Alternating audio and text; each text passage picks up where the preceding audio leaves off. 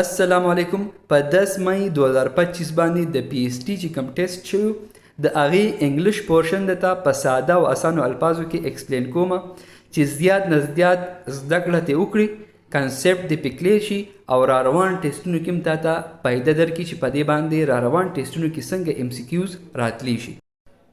لومبنی ام سی کیو دی It is raining cats and dogs.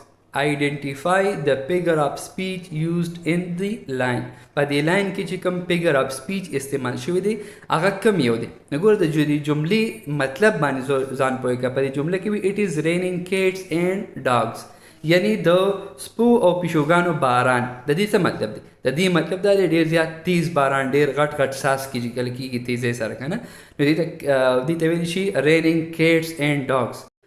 نو که ته وګورې دې کې تیز باران هغې موازنه کمپیریزن هغه یې کړی دی کیټس اینډ ډاګز سره. په خبره باندې پوهېږي. نو فیګر آف سپیچ کې دا کم یو دی؟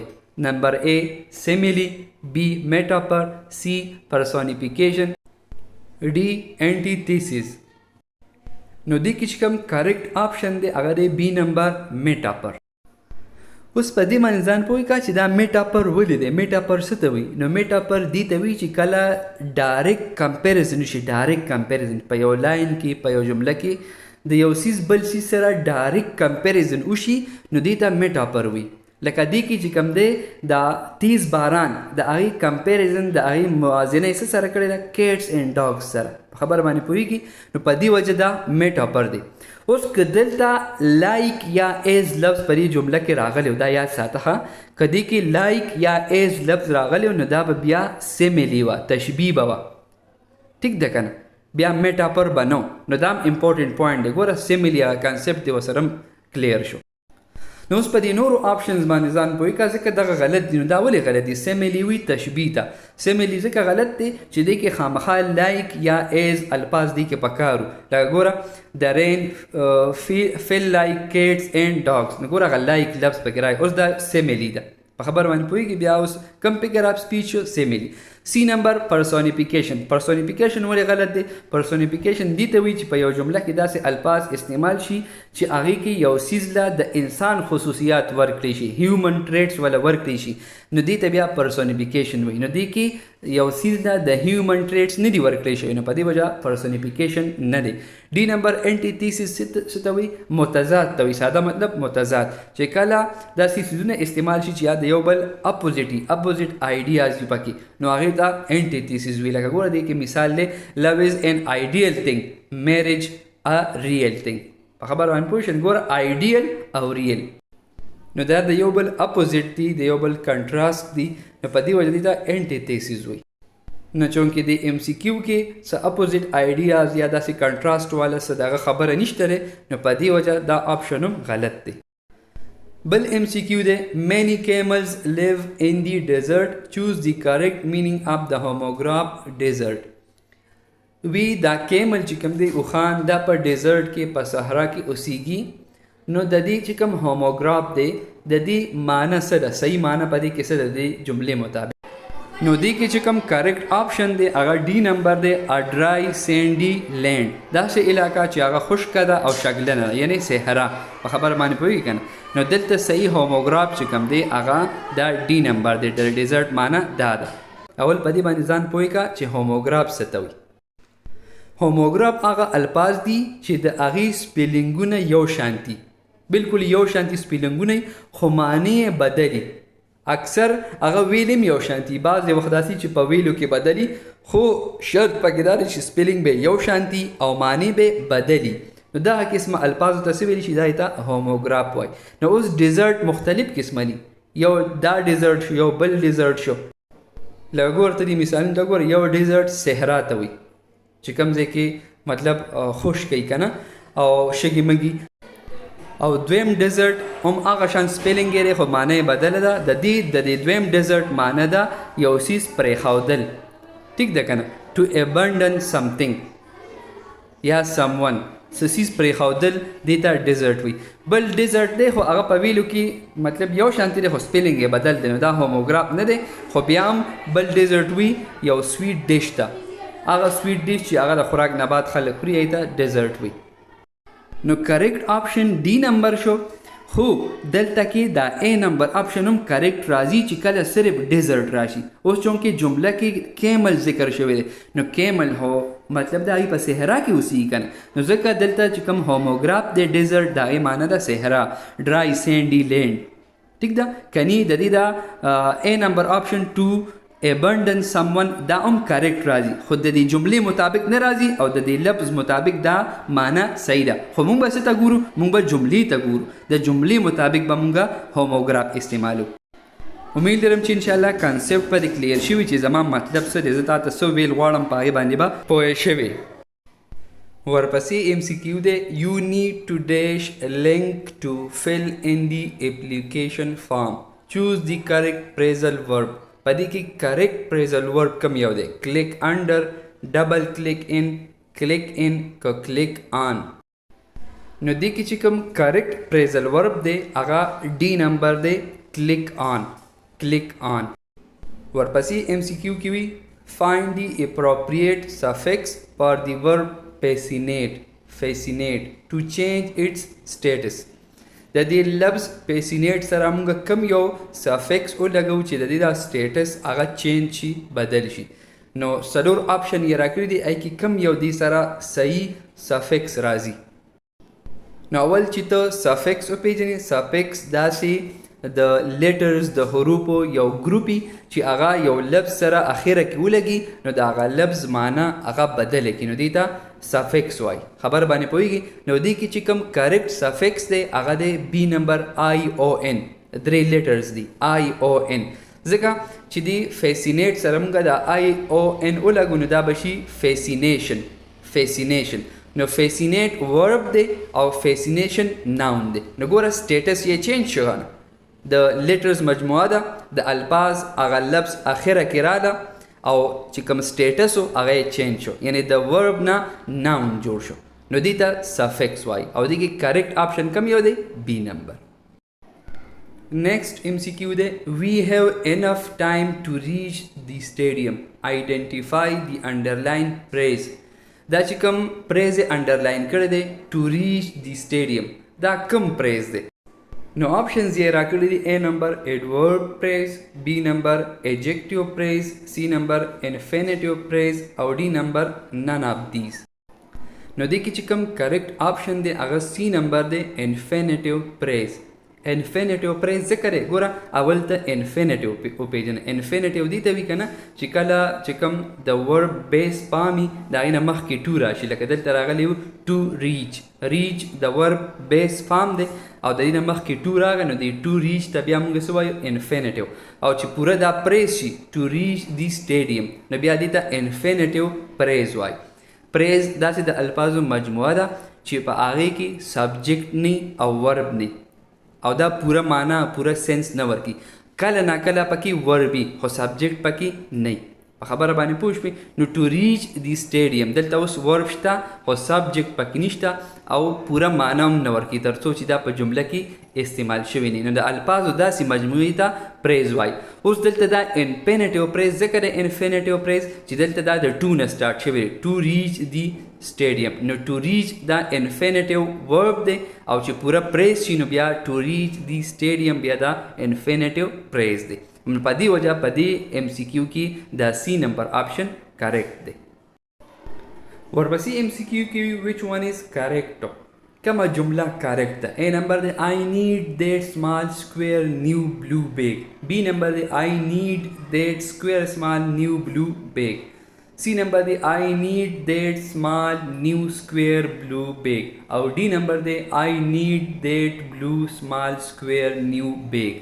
نو دا اوس ګوره دا کوېسچن اصل کې د ایجکټیو په آرډر باندې دی چې کله په یو جمله کې د یو نه سیوا ایجکټیوز راشي نو هغه به څنګه په ترتیب باندې لیکلی شي.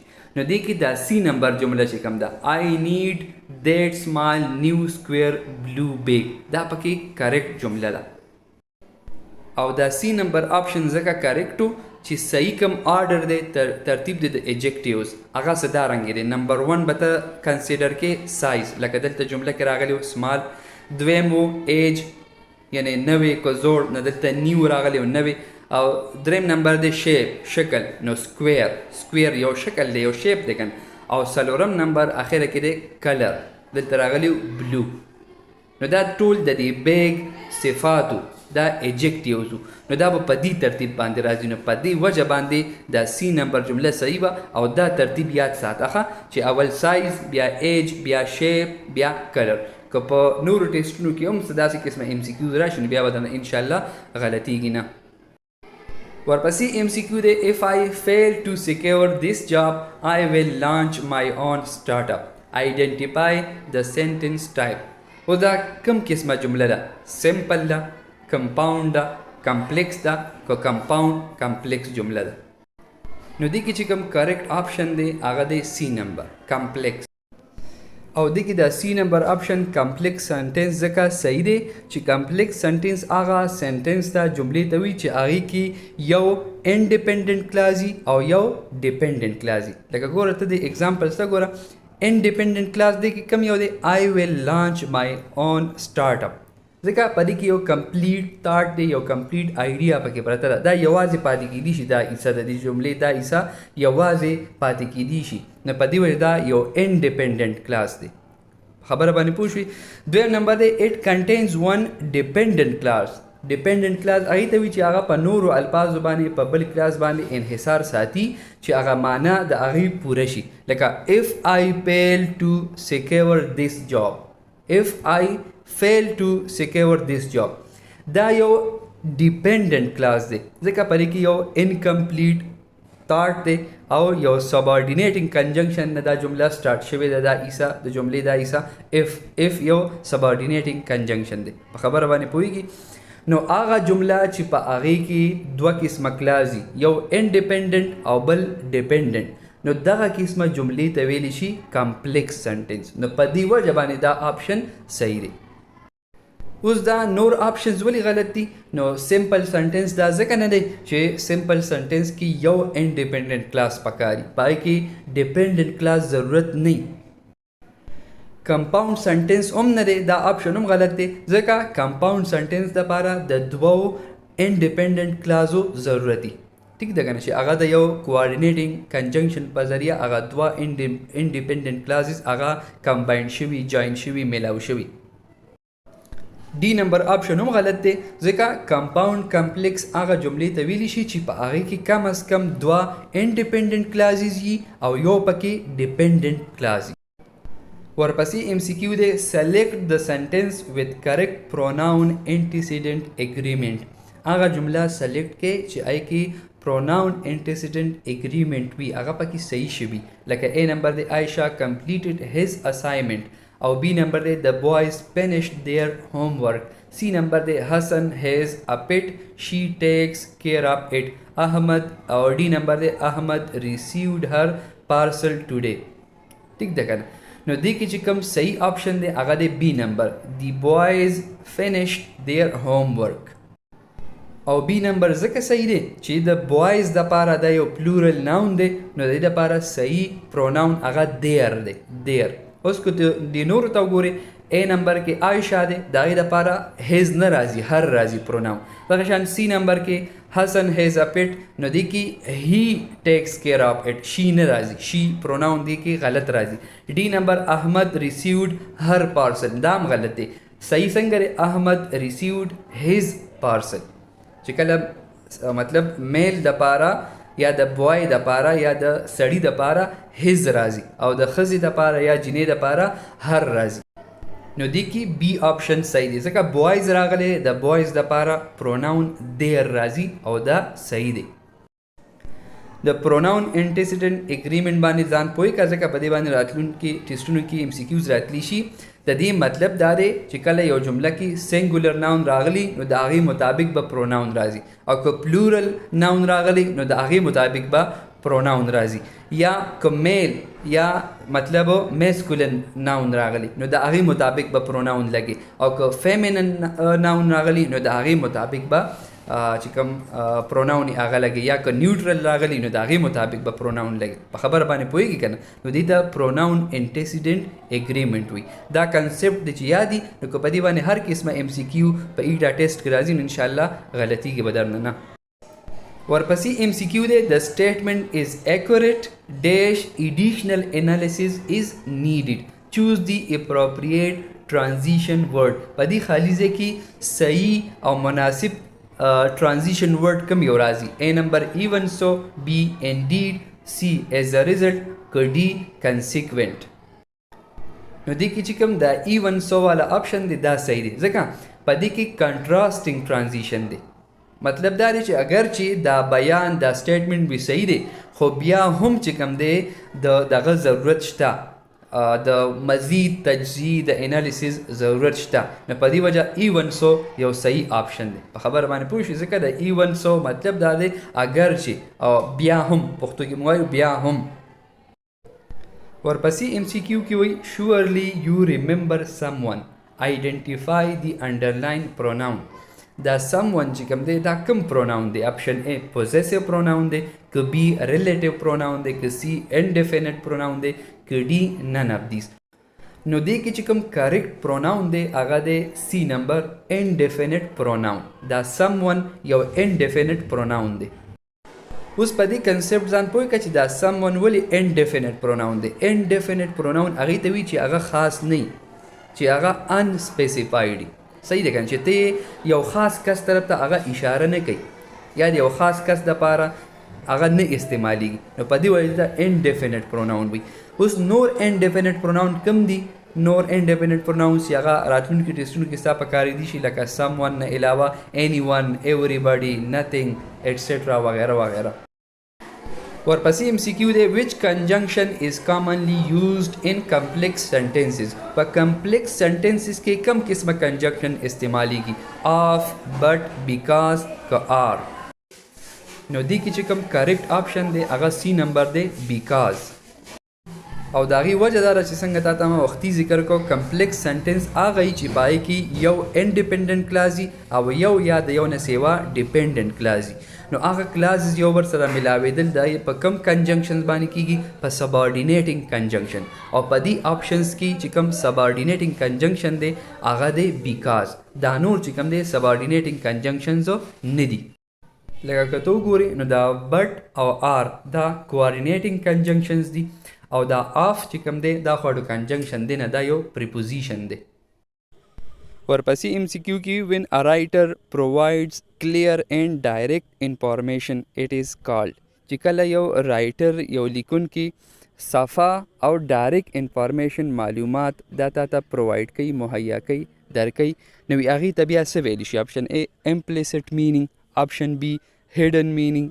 option C explicit meaning او option D figurative meaning نو دې کې چې کوم کریکټ آپشن دی هغه دی C number explicit meaning ځکه explicit meaning مطلب دا دی داسې انفارمیشن داسې معلومات چې هغه بالکل واضح وي ډایرکټ انفارمیشن هغې کې څه شک او شوبه نه او نو هغې ته د نور وضاحت او د تشریح ضرورت وي نو دغه قسمه معنی ته دغه قسمه انفارمیشن ته دغه قسمه معلوماتو ته هغې ته explicit meaning وایي اوس ګوره دا نور آپشنز ولې غلط دي نو دا implicit meaning ځکه غلط دی implicit meaning هغه معلوماتو ته یا هغه معنی ته ویلی شي چې هغه ډایرکټ نه بلکې انډایرکټلی تا ته یو رایټر انفارمیشن درکړي معلومات درکړي چې د هغې باندې پوهېدو دپاره نور څه وضاحت یا تشریح پکار وي نو ځکه دې ته implicit meaning وي hidden meaning د نوم نه هم پته لګي هغه معنی د هغه معلومات دي چې هغه پټ وي هغه یو پټ پیغام وي هغې دپاره ته به ډېر زیات چې کوم دی یو ډیپ انالیسس به کوې ډیپ تجزیه به کوې ډېر ډونګې تجزیه به کوې نو هله هغې به تا ته د هغې هغه مطلب او مقصد هغه واضحه کېږي فګریټیو مینینګ هم نه دی په دې د دې MCQ مطابق اوس ځان پوه کړه چې فګریټیو مینینګ وایي څه ته نو هغې کې چې کوم دی تا ته مطلب داسې چې داسې الفاظ یې پکې استعمال کړي چې تشبیهات استعاره دغه څیزونه پکې استعمال شوي نه هغې ته فګریټیو مینینګ وایي لفظ به یو شانتي او معنی به بدلی مقصد یې بدلی لکه سیملی تشبیه میټاپرز استعاره وغیره وغیره نو دا ټول فګریټیو مینینګ دي ته ویلی شي نو ګوره کریکټ آپشن خو C نمبر ایکسپلیسټ مینینګ خو ورسره دا درې کنسپټ نور هم ستا کلیر شو نو که په راتلونکي ایټا ټیسټونو کې په دې باندې څه MCQs راځي نو انشاءالله ستا نه به غلطیږي نه ورپسې MCQ دی which one of the following is possessive pronoun. په دې کې کم یو داسې دی چې هغه possessive pronoun دی. A نمبر بای، B نمبر هم بای او C نمبر هم بای، خو صرف مقصدونه یې بدل دي، او D نمبر دی ماین. نو ګوره دا یو سمپل او ساده MCQ دی. possessive pronoun هغې ته وایي چې هغه یو ملکیت ښیي، هغه تا ته دا ښیي چې دا څیز د ده دی. لکه دلته آپشن دی D، دا کریکټ دی ځکه ماین زما په خبر باندې پوهېږي، ماین مطلب دی زما. نو دا یو possessive pronoun دی، د ناون په ځای استعمالیږي او possessive دی. دا اونرشپ ښیي، ملکیت ښیي چې دا یو څیز د سره تعلق لري، دا د ده دی. په خبر باندې پوهېږي. نو په دې وجه باندې دا D نمبر آپشن کریکټ دی. د دې نه علاوه نور کم possessive pronouns دي، نو yours، his، hers، ours، theirs وغیره وغیره، دا ټول possessive pronouns دي. نو کو نور په دې باندې څه MCQs راځي چې ته پې بیا پوهېږي. Dash regional festivals people love to celebrate religious festivals. Choose the correct compound preposition. دلته کې یو صحیح او correct compound preposition لګول دي. نو options دي as of، because of، but، for او apart from. نو دې کې چې کوم کریکټ آپشن دی هغه دی D نمبر apart from.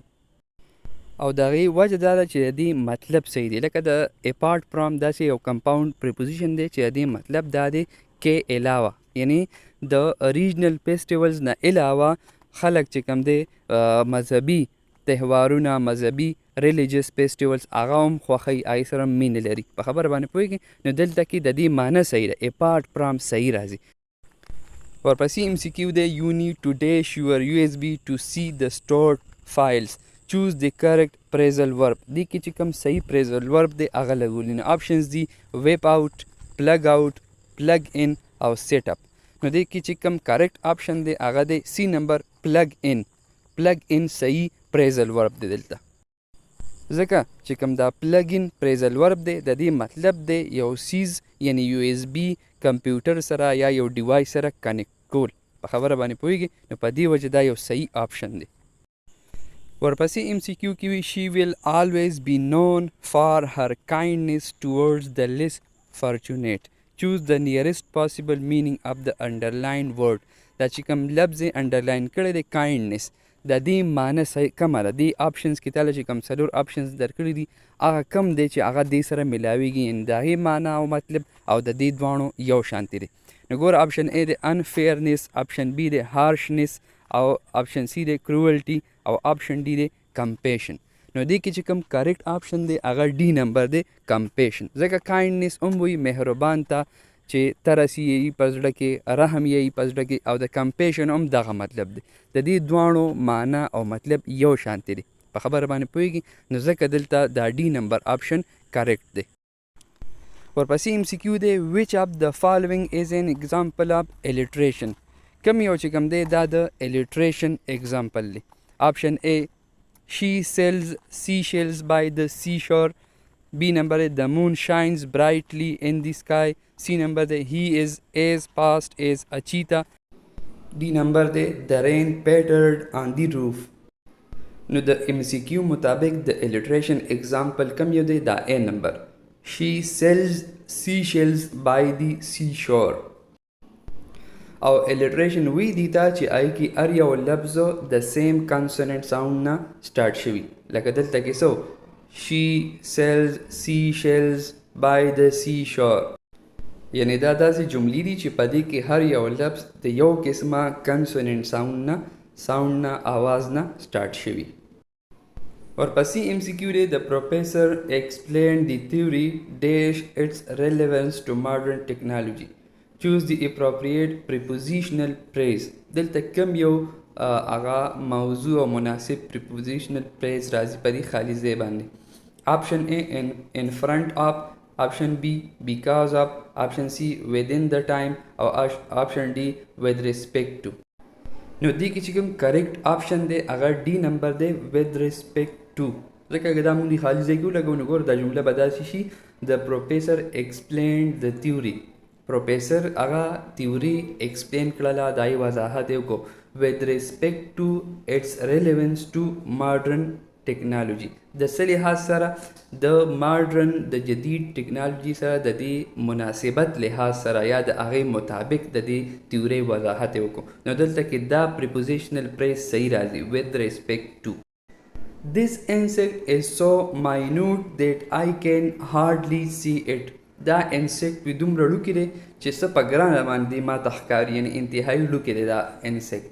چوز دی کریکټ مینینګ اف د هوموګراف ماینوټ د دې ماینوټ صحیح معنی څه ده نو آپشنز یې راکړي دي ا یونټ اف ټایم، بی نمبر دی ان آفیشیل ریکارډ اف ا میټینګ، سی نمبر دی ویری سمال او ډی نمبر دی ا شارټ بریک. نو ګوره ته به جملې ته ګورې د جملې مطابق insect is so minute, this insect is so minute that I can hardly see it. دا انسیکټ دومره ډوکې دی چې څه په ګرانه باندې دی ماته ښکاري یعنی دا انسیکټ ډېر زیات ډوکې دی ساده مطلب دا دی د دې ماینوټ. نو وګوره دی کم آپشن صحیح راځي دا سی نمبر ویری سمال ویری سمال. کیدای شي د ډېرو ذهن کې دا چې دا ا نمبر آپشن صحیح دی ا یونټ اف ټایم د ټایم یو اکایي ده د وخت یو اکایي ده که نه لکه منټ چې موږ وایو منټس منټونه. نو ګوره ته به جملې ته ګورې دلته د جملې مطابق دا ماینوټ مطلب دی ډېر زیات وړوکي. ورپسې ایم سی کیو کې وي وټ از امیجري ان دی لټریچر. په لټریچر کې امیجري څه ته وایي نو موږ له آپشنز راکړي د یوز اف رایم ان پویټري، بی نمبر د ریپیټیشن اف ساؤنډز، سی نمبر the use of vivid and descriptive language to create mental images او डी نمبر دی the use of dialogue in drama. نو دی کې چې کوم کریکټ آپشن دی سی نمبر دی the use of vivid and descriptive language to create mental images. مطلب دا دی داسې واضحه او داسې چې کوم دی تفصیل او تشریح سره داسې بیان کول داسې ژبه استعمالول چې د یو انسان په ذهن کې مطلب تصویران جوړ شي هغه تصویرکشي د هغې وشي د هغه الفاظو او د هغه ژبې په ذریعه نو دې ته امیجري وي په ادب کې دې ته امیجري وي. دا یاد ساته په دې باندې نور هم ام سی کیوز راتلی شي. ورپسې ام سی کیو دی چوز دی کریکټ ایگزامپل اف ا کمپلیکس سنټنس. تاله څلور جملې درکړي پدې کې کمپلیکس سنټنس کم یو ده. ا نمبر دی شي واز هنګري سو شي ایټ ان ایپل، بی نمبر دی هی لائکس فوټبال بٹ his brother prefers basketball، سی نمبر دی the sun set and the stars appeared او डी نمبر دی although it was raining we went for a walk. نو دی کې چې کوم کریکټ آپشن دی هغه डी نمبر دی although it was raining we went for a walk. ځکه چې کمپلیکس سنټنس وي هغې ته چې هغې کې یو انډیپینډنټ کلاز او یو یا د یو نه سوا ډیپینډنټ کلازز نو هغې ته کمپلیکس سنټنس وي. نو دا چې کوم डी نمبر آپشن دی په دې کې یو ډیپینډنټ کلاز دی او یو انډیپینډنټ کلاز. ا نمبر آپشن ځکه غلط دی چې دا یو کمپاوند سنټنس دی په دې کې دوه انډیپینډنټ کلاز دي او هغه چې کوم دی د یو کوارډینیټینګ کنجنکشن په ذریعه جوین شوي دي هغه سو اس او سو دا یو کوارډینیټینګ کنجنکشن دی. بی نمبر آپشن هم ځکه غلط دی چې دا یو کمپاوند سنټنس دی کمپاوند سنټنس او آپشن سی هم یو کمپاوند سنټنس دی. کمپلیکس سنټنس صرف دا ډي آپشن دی. ورپسې ام سی کیو دی وچ سنټنس کنټینز ان ایکسپلیسټ مینینګ. هغه کومه جمله ده چې هغې کې ایکسپلیسټ مینینګ استعمال شوی دی. ایکسپلیسټ مینینګ وختي ام سی کیوز کې تیر شو هغه مینینګ هغه انفارمیشن چې رایټر تا ته ډایرکټ انفارمیشن درکړي ښه کلیر او واضحه نو هغې ته ایکسپلیسټ مینینګ وي. اوس که ته دې آپشنز ته وګورې ا نمبر آپشن دی هی کلینچډ his fist and walked away in silence، بی نمبر دی the dark clouds signaled an approaching storm او سی نمبر دی she raised an eyebrow but said nothing او डी نمبر دی the report clearly state that sales have increased by 20%.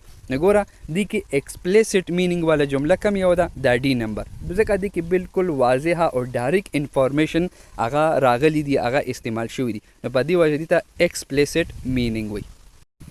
ا نمبر ځکه غلط دی چې په دې کې امپلیسټ مینینګ استعمال شوی دی. بی نمبر آپشن هم غلط دی ځکه دې کې هم امپلیسټ مینینګ یوز شوی دی استعمال شوی دی.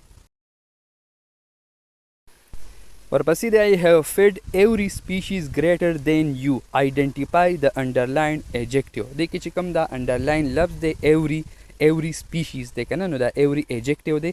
دا کم قسمه ایجیکټیو دی؟ A نمبر ډیسکریپټیو ایجیکټیو دی، B نمبر پراپر ایجیکټیو دی، C نمبر انډیفینټ ایجیکټیو دی، که D نمبر ډیسټریبیوټیو ایجیکټیو دی. دې کې کم آپشن کریکټ دی؟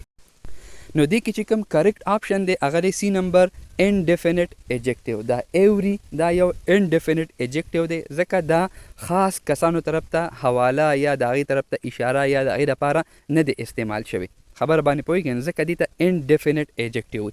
د ایوری نه علاوه نور انډیفینټ ایجیکټیو چې کوم دي نو سم، مینی، فیو، آل، سیورل وغیره وغیره دا ټول دي. A نمبر آپشن ځکه غلط دی چې کوم ډیسکریپټیو ایجیکټیوز دي هغه دی بلو، ټال، هیپی وغیره وغیره. B نمبر آپشن هم غلط دی ځکه پراپر ایجیکټیو هغه چې هغه د پراپر ناون نه ډیرایو شوي، د هغې نه راغستلی شوي، لکه امریکن، شیکسپیرین وغیره وغیره. او D نمبر آپشن هم غلط دی ځکه په ډیسټریبیوټیو ایجیکټیو کې کم راځي، لکه ایچ، ایدر، نیدر وغیره وغیره. نو دا زموږ نننی ټاپک. امید لرم چې انشاءالله په ټاپک باندې به 100% پوه شوي، کنسپټ به دې پې کلیر شوي په دې MCQs باندې، او په دې به هم پوه شوي چې را روان ټیسټونو کې په دې باندې کم قسمه MCQs راتلی شي. که ویډیو دې خوښه شوي لایک یې کا، کمنټ پې وکړه، او خپلو ملګرو سره یې خامخا شیر کا. او که ته زموږ په دې چینل باندې نه وي او تر اوسه پورې تا دا چینل نه سبسکرایب کړی، نو چینل سبسکرایب کا، خوا کې د غنټې هغه نشان هم دباو کا، ځکه چې کله هم د ای ټاپ په باره کې نوې لیکچرز اپلوډ کیږي نو اول نوټیفیکیشن به تا ته راځي. انشاءالله ډېر ژر به ملاقات کیږي په یو نوي لیکچر سره. خوشحاله او آباد اوسئ. د لوی الله په امان.